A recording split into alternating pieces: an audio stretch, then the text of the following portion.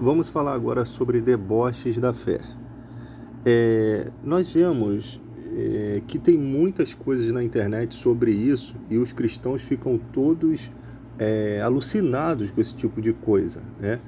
Ainda agora tinha uma imagem aqui de Jesus crucificado e um homossexual praticamente encostando, né, as costas nessa cruz. E os cristãos ficam debatendo esses assuntos, nossa, e pior que acusam a esquerda que é isso, tá? Como se ninguém ali naquele meio ali votasse, não votasse em Bolsonaro, né? Não votasse somente na esquerda. Sempre tem essa culpa, que é uma coisa que se tornou cristiano no Brasil, né? Um raciocínio que as pessoas têm hoje em dia. Mas isso é uma preocupação que os evangélicos deveriam ter. Primeiramente, aquele Jesus que está ali crucificado não é o Jesus Cristo que morreu por nós na cruz, né? Ele não é. Segundo, o mundo, Deus o julgará. Nós não devemos ficar tão alucinados com essas questões e parece que a igreja gosta desses debates, né? Qual é a preocupação da igreja? É viver a fé. Simplesmente conhecer as escrituras e viver aquilo que está na escritura. Praticando o amor, praticando amor ao próximo. No mundo vamos ter aflições, e isso é um tipo de aflição. Coisas que afligem a sua alma, né? A sua alma santa, a sua alma que está buscando um conserto. Então essas coisas acabam afligindo, são aflições do mundo. Então você vai perder a sua vida toda lutando contra um mundo que tem um monte de problemas. O problema maior ele começa quando Jesus diz que o que é da carne se inclina para a carne. Então a maioria das pessoas vivem a natureza adâmica, tem a sua inclinação natural para a carne. Se você for brigar com tudo o que há no mundo, você vai ficar frustrado. Você vai dizer, não tem jeito. Esse mundo não tem jeito, né?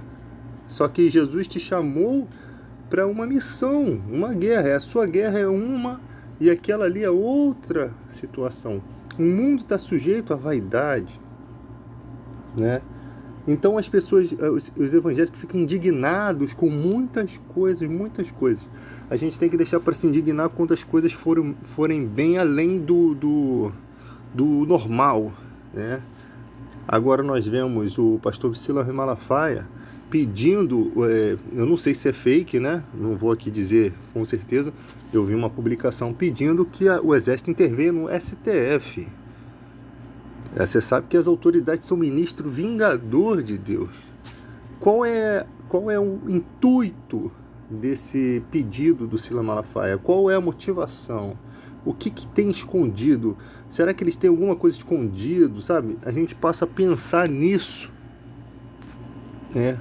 A gente passa a pensar nessa situação, porque o Silas Malafaia é um apoiador do Jair Bolsonaro, né? E eu, como cristão, nunca que vou apoiar Jair Bolsonaro. Só mesmo se ele realmente, se eu ver mudança na vida dele após aquele batismo falso lá do pastor Everaldo, né? Candidato a presidente da República também, que foi, se eu visse alguma mudança, e essa mudança ela é radical, como na vida de Zaqueu, né? Ele muda radicalmente. Então, se eu visse uma mudança, se eu visse realmente um cara que realmente quisesse lutar pelo país, com certeza, nós temos a mente de Cristo. É isso que me deixa indignado. Se nós cristãos temos a mente de Cristo, por que não conseguimos discernir o que é bem e o que é mal? O que são pessoas ruins e o que são pessoas boas? Como é que a gente não consegue discernir isso? Como é que os cristãos não conseguem discernir isso? Quando os cristãos faziam gestos de arma dentro da igreja, qual era o significado? Pergunta para esses cristãos que fizeram esse gesto, qual era o significado disso? O que vocês queriam com isso? Nosso país agora vai ser na bala, né? Agora é na arma. Qual é o significado disso? Se você ampara, se você imagina, se você tem no nosso país aqui o dinheiro público indo certinho para a polícia militar desenvolver o seu trabalho, e tivesse um setor de inteligência para investigar, para ver se tem gente corrupta, e a vida deles fossem realmente colocada em pratos limpos, né? Com declaração de bens, fosse tudo certinho. Isso tinha que ter dinheiro, e com corrupção não tem como ter esse dinheiro. Com certeza teríamos militares melhores. Não estou falando que os policiais militares são ruins, né? As autoridades são ministras de Deus, quando elas vivem dentro do amparo da lei, né? Então um policial que está lá na legalidade do dever, ele troca o tiro e acaba por matar o humilhante, ele está ali fazendo um trabalho de Deus também. Ele é uma autoridade para castigo dos opressores. Infelizmente, o mundo sempre foi dessa forma. Na época de Davi, ele era o rei que buscava a paz. Você pode ver pelos salmos, mas os inimigos buscavam a guerra. Então chega um ponto que não há como se combater somente com palavras, né? Isso nós entendemos, nós compreendemos. O Brasil tem muitas coisas erradas. A Constituição, ela todo dia é ferida. Se a gente fosse mais severo com a Constituição, a gente teria um país que respeitasse mais o cidadão. Ou seja, os políticos ferem a Constituição toda hora e não acontece nada.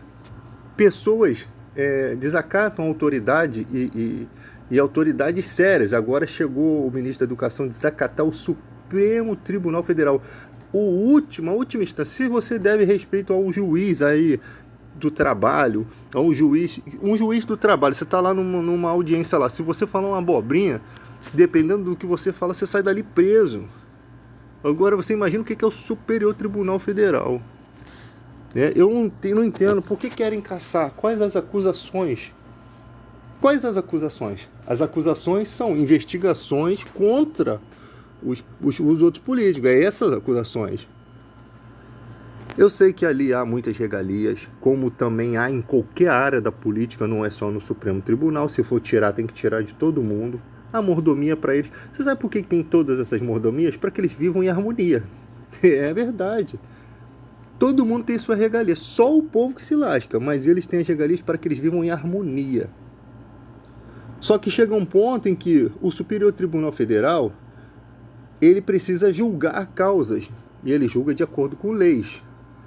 E quando esses caras ultrapassam os limites da lei, o que você acha que esses caras vão fazer? Eles já não valem nada. São corruptos. Eu estou falando aqui de um ou dois, não. Estou falando de muitos. Eles não valem nada. O negócio deles é dinheiro. E tu acha que eles querem ser presos? Então eles vão mover os céus e terra para poder eliminar aquele que está causando uma possível cadeia, uma possível perda da sua liberdade para que ele possa gastar o dinheiro ganho em corrupção. É exatamente isso. E o povo alienado, não entende de nada do que está se passando ali dentro, fica assim, não, tem que ser mesmo, tem que invadir, tem que fazer, tem que acontecer. Se você invade o Superior Tribunal, quem vai ser o próximo? Quem vai ser o Superior Tribunal depois? Vai acabar aquele poder? Ou vai ser aquele que invadiu e dominou que vai escolher quem vai estar ali? Porque se eles puderem escolher os juízes que vão julgar as tretas deles, como é que vai ser a coisa? E aí você tem aí o Porta dos Fundos, aí, né? Porta dos Fundos ataca cristão. Cara, isso aí é com eles e Deus, cara. Se Deus tiver que puni-los, isso aí é com eles e Deus. Entendeu? Eu sei que não há direito de as pessoas debocharem a fé e tal. Eu acho que isso não é uma coisa legal. Mas eles querem se exprimir dessa forma, agindo com desrespeito. Se eles não estão ferindo leis, se não existem leis contra isso, ainda que a gente ache um absurdo, o que se pode fazer? Sem lei não existe como a punição, né? Não tem a punição. Então, por mais que nós fiquemos indignados, o que nós vamos fazer? Nós vamos trucidá-los? O que se pode fazer é não ir aos shows desses caras, sabe? E o ser humano, ele costuma odiar as pessoas simplesmente por uma coisinha que ela faz, sabe? Eu gosto muito do cantor Fagner, né? Eu fiquei com raiva, né, por ele ser eleitor de Bolsonaro, mas nós vivemos um país democrático. Eu posso deixar de gostar das músicas dele, do que ele é, porque ele votou no cara, né? E, ele tem um distúrbio, né? Por exemplo, brincadeira. Mas a gente não pode deixar de gostar das pessoas porque as pessoas têm suas escolhas. O problema do nosso país é que a gente precisa solucionar isso, resolver isso. A gente briga, a gente discute política, a gente discute as situações, mas com quem você está discutindo? Não é parente, é gente que fez parte da sua vida, é gente que até te ajudou. É isso que a gente tem que pesar na balança. Que essa briga, ela não tem... ela está dentro da esfera do diálogo. Ela não está na esfera do afastamento, tem casais se separando por isso. É tanta idiotice. Discordar de uma pessoa não significa que você não goste dela. Porque a vida toda você vai discordar das pessoas. Você vai discordar do jeito que ela se veste, você vai discordar do jeito que ela fala, do jeito que ela é.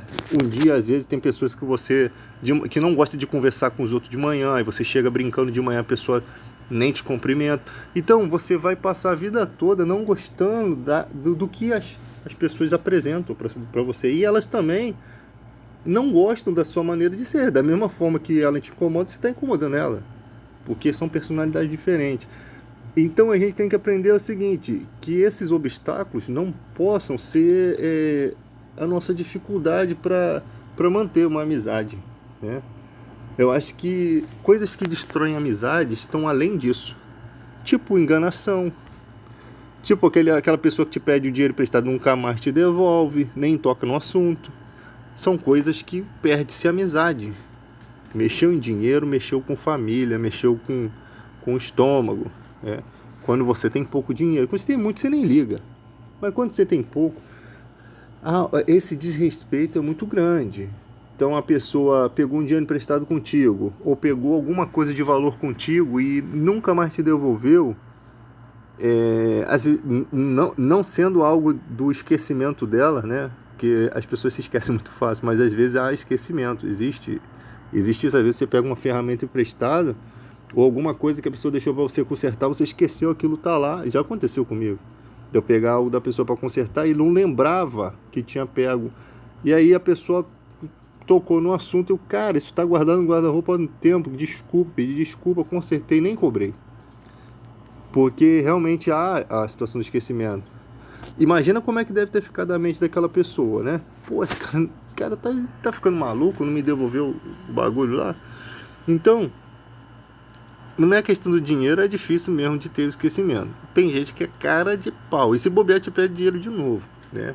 Se bobear te pede a grana de novo. Então, isso daí são coisas que às vezes atrapalham. Outra coisa, desonestidade na amizade. Ainda mais isso acontece muito em ambiente de emprego, né? A pessoa te ajuda, tu vai lá e ferra ela. Sabe? A pessoa te ajuda, e tu vai lá no momento em que você poderia relevar certas coisas, você lasca aquela pessoa. Então essas coisas ferem o ser humano, né? E que essas feridas sejam temporárias, né? Porque que você não fique ferido a vida toda. Tem gente que fica a vida toda com aquela situação mesmo na mente. Ela não esquece, ela não consegue mais renovar isso, né? A graça de Deus no coração dela não chega a alcançar para eliminar aqueles fragmentos de ódio, né? De revolta. Então, cada pessoa tem uma personalidade diferente. Tem gente que por uma coisinha que você faz, você tem uma amizade maneira. Você falou do time de futebol dela, meu irmão, parece que ela, se pudesse, jogava um raio em você, acabava contigo. Então, cada pessoa tem uma maneira. E a gente precisa saber se desculpar. As desculpas podem ser diretas, na hora, ou as desculpas podem ser de reaproximação. Quando você mostra, né, você vê com aquela cara de gazela arrependida, aí você deixa aquilo você vai deixando o tempo apagando aquilo e você vai tentando fazer tudo certo para que aquilo volte ao resultado normal do que era antes. Tem coisas que nunca vai chegar a isso, né? Tipo traições, enganações, a pessoa perde realmente a confiança em você de uma forma que não tem como recobrar. A Bíblia diz que o coração ofendido ele é como as portas de um castelo. Né? Os castelos eles eram fechados por dentro, com uma travessa de madeira enorme. Né? Que fecha, que só quem está de dentro que consegue abrir. Né? Então a pessoa ela se fecha de uma forma que nada que você faça chega a mudar aquela situação. Tipo quando você está conversando com uma pessoa e você fala uma palavra que às vezes você percebe pelo rosto da pessoa que você falou uma cagada. Você falou uma coisa que aquilo não, sabe, não caiu bem. E aí aquela pessoa se fecha de uma forma. Isso até em questão de política, já viu? Às vezes a gente fica insistindo em falar de política e tal. A pessoa quando não quer conversar contigo, que a pessoa está saindo daquela conversa, não insiste, cara. Sai fora. Uma outra coisa, política. Não fique com questões de política dentro de ambiente de trabalho. Isso não dá certo. Isso tem desentendimento. Trabalho não é local disso. Então, tem gente que parece alucinado. Começa a falar de política, parece que ele é o presidente da república. Ele vai fazer o manifesto dele, a publicação dele ali. Sei lá como é que se chama o bagulhete lá que eles fazem. Parece que ele vai falar de... Tá falando para a nação, né? Fala e não consegue parar, a pessoa não tem controle, né? E hoje em dia eu saio de perto, né? Eu era assim também, mas no ambiente de trabalho não. Então as pessoas não são obrigadas a engolir o que você tem para falar. Cada um tem a sua maneira de ver as coisas, né? E às vezes você está conversando. O bom é quando você consegue conversar com pessoas equilibradas, que você consegue mostrar o ponto que você acha, por que você não gosta desse político aqui. Não é questão de gostar da cara dele ou não, é a questão do que ele representa para a sociedade. Essas coisas são fundamentais. O que esse cara representou no passado, o que ele representa no presente e quais os planos dele para o futuro. Tem gente que não tem nada disso. O passado é uma bosta, o presente é uma bosta, o futuro é uma diarreia. Sabe, é um esgoto. Então não tem representação alguma de nada. Aí você vai pegando os pontos ali, vai mostrando, ó, esse cara é assim, assim. Pô, aí o cara fala assim, caraca, isso eu não sabia, né? Mas isso é assim. A pessoa não sabia da história, porque se ela soubesse da história, rapaz, eu acho que ela pensava duas vezes naquele voto. Então nesse ponto, uma conversa equilibrada, ela tem um amparo legal, uma coisa boa para se desenrolar, né? Uma coisa boa. E isso somente pessoas que estão determinadas sempre a ajudar o país, ajudar as outras pessoas a conhecer, né? Você está fazendo um trabalho de formiguinha, porque assim como você fazendo, outras pessoas no mundo estão fazendo. Agora, quando você começa a conversar, o cara começa a querer entrar numa discussão mesmo que já está... O cara tá vendo que a pessoa está perdendo a linha, sai fora, irmão, deixa isso para lá, olha só. Eu vou conversar com quem quer conversar, quem não sabe conversar. Entendeu? Não quero, irmão, não quero mais saber desse assunto. Esquece isso. E é assim que funciona. Tu tem que saber a hora de parar. Então, ser equilibrado até onde você vai. Tem que saber do que você está falando. Ter certeza do que você está falando. Não se viajar na maionese das fake news. Muita gente às vezes vai cheio de bagagem para cima de tu. Aí quando tu olha o fundo da bagagem não tem nada, tá furado. Por quê? Porque é uma falsa bagagem. Tudo que ela tá jogando ali, tudo fake, tudo mal assimilado, né? Então eu sou assim, irmão. É assim, assim, assim. Isso aqui, ó, já teve situação na justiça. Aconteceu isso é fato, né? Contra fatos não há argumento algum. E daqui para frente é isso aqui. O problema do brasileiro é que quando ele gosta do político, ele fica catando milho. Que eu chamo milho, catando milho, tipo assim, ele fica procurando as coisas boas que o cara fala, que o cara faz. O cara ferrou um montão de coisa, ferrou a Amazônia, um exemplo, né? Ah, não, mas ele... Pô, agora o IPVA tá mais barato. Aí ele vai pegando aqueles milhozinhos de coisas boas e vai tentando juntar um presidente. Vai tentando fazer um presidente daquelas porcaria de migalha que eles deram. Não. Um presidente mito, ele tem que ser mito de verdade. Cara, um presidente mito a nação brasileira, ela é composta de muita gente que tem inteligência, cara. Você vê pelas publicações na internet aí, tem gente que não tem nenhuma inteligência, mas tem muita gente inteligente e sensata. Um mito estaria alcançando possivelmente 90 a 95% da população, ou 80% da população, ou 70%. Isso seria mito mesmo.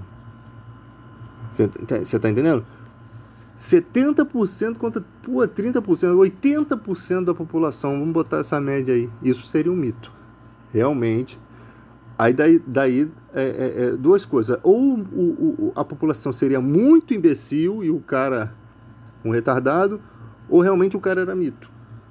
E a população realmente viu que o cara era mito. Aí, irmão, não tem como nenhum poder se voltar contra o mito. Não tem como nenhum poder se voltar contra um cara que ele está amparado pela sociedade. Não tem. Só por meio de golpe.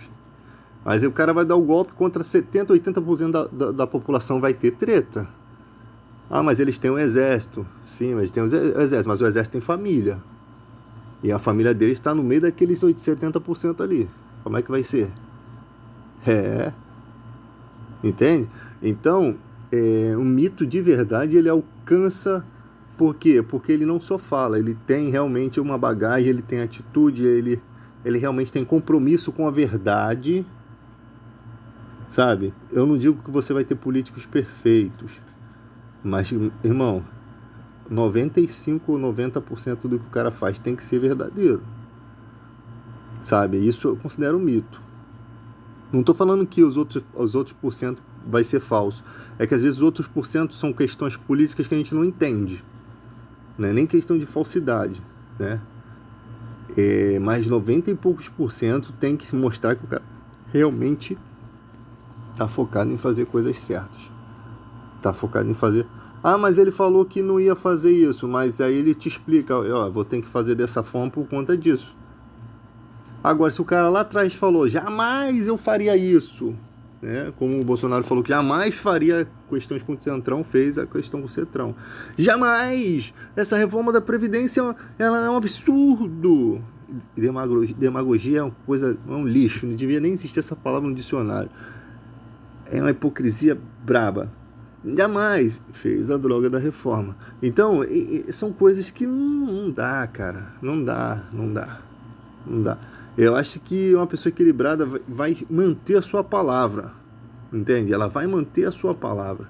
Quando ela começa a não manter a sua palavra, revela, como Jesus falou, pelos frutos se conhece a árvore. Isso serve para a vida, cara. Pelos frutos. Às vezes você olha para uma pessoa, a pessoa parece ser uma pessoa zangada, uma pessoa que não fala com ninguém, uma pessoa fechada. E essa pessoa é esquisita. Até o dia que você necessita de uma ajuda, aquela pessoa vem e te ampara naquele momento de necessidade, tu fica, caraca, maluco, eu não sabia que essa pessoa era assim, não. A pessoa, caraca, pô, me ajudou de uma forma que nem os amigos fizeram nada por mim. Eu não sabia que aquela pessoa, pô, tinha tanta consideração. Por quê? Porque é pelos frutos que você conhece a árvore. É pelos frutos, é aquilo que você pode se alimentar, aquilo que faz bem, aquilo que te alimenta, aquilo que vai vir para te sustentar, pelos frutos, não pelas folhas. As folhas só tem beleza, é o que você só vê, né? Ele não vai te alimentar, vai ser só bom à sua vista, ou seja, a sua visão daquilo é muito boa, mas não tem frutos ali. Ela não gera frutos. E se você tiver fome, você não vai viver só de que você vê. É assim que tem um montão de pastores aí, se investem muito bem, falam eloquentemente, pregam às vezes bem, mas que frutificam no reino de Deus? O que frutifica na vida dos cristãos? Sabe? O que fazem? Porque não é só espiritual, o reino de Deus, o pastor não só prega só a palavra, ele tem uma unção que contagia, que move as pessoas a fazer o bem, ele faz o bem também, ele dá o exemplo, ele, sabe, são pessoas que você olha assim, caramba, esse cara, maluco, ele realmente tem uma dedicação. O que acontece muitas vezes é que a pessoa quer fazer uma coisa pela população, Ao invés dele dar o exemplo, tirar do bolso dele, não, ele faz com que todos os outros membros façam, e ele não faz. Não tem problema se todos os membros fizessem, desde que ele faça. E outra coisa, não pode forçar os seus membros a fazer. Você tem que ser aquele que mostra o caminho e deixa o coração das pessoas determinar se vão fazer ou não. Não é uma obrigação. Sabe? Não é uma obrigação. Reino de Deus não é uma obrigação. Tudo tem que ser feito por amor. Se a pessoa vai trazer uma oferta para a igreja, tem que ser por amor. Se a pessoa vai vir para o culto, tem que ser por amor. Se a pessoa vai cantar o louvor, tem que ser por amor. Não pode ser porque ela quer mostrar sua voz. Porque ela quer... ela sabe cantar. É porque ela quer mostrar para a família dela que ela é uma ungida de Deus. Não pode ser assim. Tem que ser por amor. Porque lá dentro do coração do homem, onde Deus está vendo tudo isso. E está vendo como as pessoas são infantis. A própria oração, às vezes a pessoa ora toda vez da mesma forma. Ela tem uma fórmula de oração, né? Parece menos B, mais ou menos, raiz de B ao quadrado, menos 4 vezes A vezes C sobre 2A. Parece a fórmula de Bhaskara. Ela tem uma fórmula, né? Fórmula é uma coisa decorada, que você não esquece. Se eu errei alguma coisa aí, depois corrija. Mas ela tem uma fórmula de oração. Não há uma fórmula. A oração é conversar com Deus. É sempre algo diferente. Até porque você está vivendo um dia diferente. Você pode fazer o Pai Nosso. O Pai Nosso é a forma que os discípulos pediram para Jesus ensinar como Jesus orava. Ou seja, nós sabemos que não sabemos orar como convém. O Espírito Santo faz esse papel.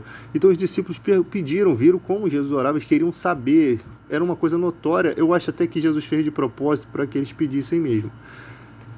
E a pessoa, ele vai fazer a oração do Pai Nosso. Às vezes o padre, né, que costuma orar repetidas vezes isso, e os cristãos falam assim, não tem que repetir. Mas a repetição não é a questão. Não é isso que Deus está falando. Porque às vezes o padre está orando a mesma coisa, está rezando o Pai Nosso 1000 vezes, mas a devoção que ele coloca naquilo é diferente, é uma oração diferente que está acontecendo espiritualmente.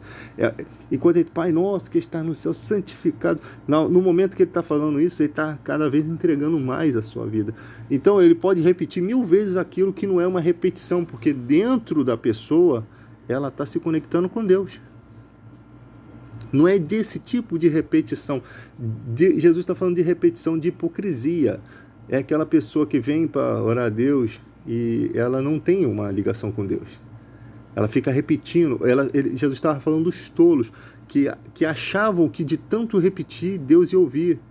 Eles ficavam repetindo. Eles criaram o costume de repetir. Aquilo era uma canseira.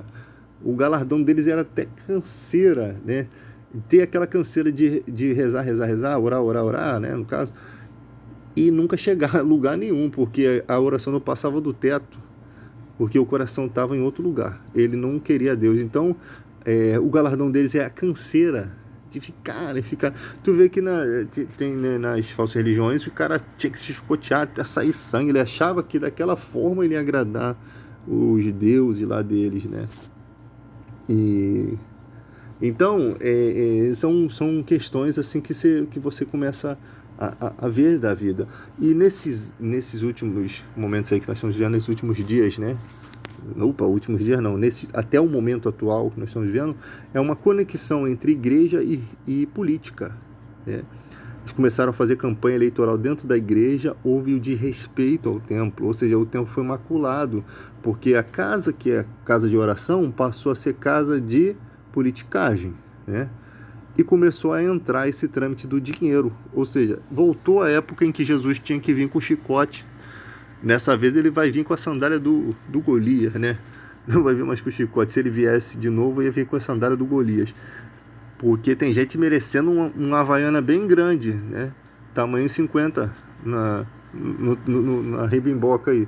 Então, nós vemos que misturou a política com a fé, e um montão de evangélicos que se aproveitaram da sua visibilidade e entraram para a política. né? Eles aproveitaram. Cara, entrar pra política. Seria bom entrar pra política? Vamos pensar aqui. Tá ruim pra caraca ficar pegando BRT, mano. É muito ruim. É muito ruim ficar pegando trem. Cara, se tu puder entrar pra política, irmão, é show de bola. Tu vai receber um bom salário, né? Tu vai ter que ir lá de vez em quando. De vez em quando alguém vai tentar te matar pra ficar no teu lugar. Se você for político em Caxias, meu irmão, tu pode fazer a cruz no peito, um alvo. Porque alguém vai querer teu lugar. Mas em outros lugares aí também tá brabo. Então tem que pensar duas vezes. Aonde eu vou ser político? Você, deputado federal, para ir para Brasília, ou você, estadual, ficar no Rio de Janeiro mesmo? Eu sei que eu vou estar no meio de ladrões. Agora, você tem gente lá do bem também que você pode se unir. Agora, o problema é o que você quer na política. Não seria problema nenhum. Às vezes o cara quer entrar para política como uma profissão.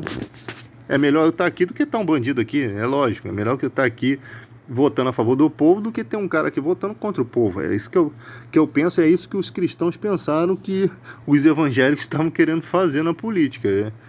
Só que não é bem isso, não. O que estavam fazendo é entrar para a política para poder ajudar a sua própria igreja, não ajudar as pessoas. Queriam porque é mais fácil para um deputado, quando a igreja compra um terreno, é mais fácil legalizar as coisas. Não teria problema nisso. Não teria problema algum se fosse só isso, porque dos meios legais você às vezes não consegue resolver, né? Porque todo mundo quer propina e a igreja não pode dar propina. Então às vezes é necessário tu ter uma jogada dessa para poder resolver os problemas. O problema é que quando você chega lá, você apoiar os piores malditos políticos corruptos que existem. Esse é o problema. O problema está exatamente nisso. Você fazer campanha eleitoral dentro da igreja, está errado. Se você é filho de R.R. Soares, se você é filho de Priscila Malafaia, vai fazer uma campanha política, faça fora, não faça dentro da igreja não. Aqui eu não sou o pastor David, eu sou o irmão David aqui, ó. Estou sendo candidato, se vocês quiserem, vote em mim. Entendeu? Porque a igreja, fala a verdade, a igreja precisa resolver trâmites. Lá dentro é melhor ter um homem de Deus do que ter alguém, e sim é verdade. Só que chega lá dentro, os que estão de Deus estão mais encapetados do que as pessoas lá. Tem mais demônio neles, eles chegam, tem mais demônio neles do que aquelas pessoas lá. Isso é um absurdo, né? É uma vergonha. Infelizmente chegou nesse ponto. Aí agora vem essa desgrama dessa pandemia aí, né? Que a gente não sabe por que isso está assolando o mundo todo. Eu sei que algumas coisas que assolam o mundo ajudam no desenvolvimento da ciência. Mas quem perdeu um parente está se cagando para a ciência. Que se exploda a ciência, perdi uma pessoa que eu gostava. Tá pouco se cagando por essas coisas. E tem gente que vai repreender o que eu estou falando aqui, mas às vezes eu falo para fazer graça. Então, gente, é uma questão triste também que nós estamos vivendo no nosso país. Temos que ter um pouco mais de sensibilidade. Apareceu um coroa aí derrubando as cruzes. Às vezes o cara agiu impulsivamente, mas tem que se arrepender do que fez, pedir desculpa, até perdão aí pelo que fez, porque aquilo ali não estava fazendo mal nenhum às pessoas. Aquilo é uma forma daquela pessoa que perdeu, como foi o cara lá, perdeu um filho de 25 anos, pô. Imagina, se ponha... O que está faltando no brasileiro é se colocar no lugar do outro, cara. Os idosos, tem muitos idosos desesperados, cara, com medo de morrer. Então, você tá aí sem máscara, sem luva. Se você tá sem máscara na rua, pelo menos respeite o isolamento social. Distancie-se das pessoas, né?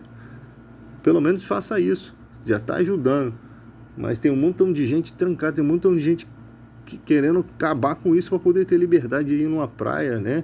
Tem gente que são os últimos momentos da vida dela, ela vai ficar trancada e não vai conseguir mais viver, porque o idoso não pode ficar só trancado, tem que ter saúde, tem que andar, ele tem que se locomover. E é muito triste isso, porque enquanto a gente não se cuida, eles, coitados, não vão conseguir sair do seu isolamento. E eles precisam mais do que a gente tomar sol, né?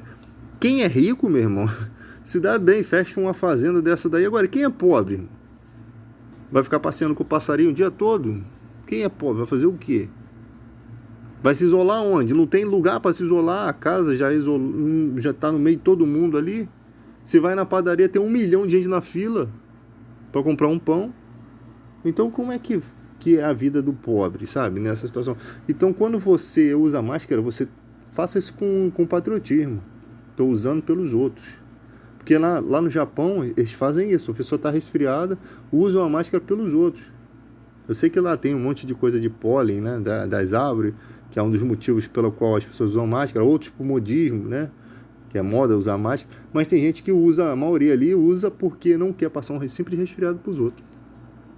O patriotismo é grande ali. Que o Brasil possa aprender com isso.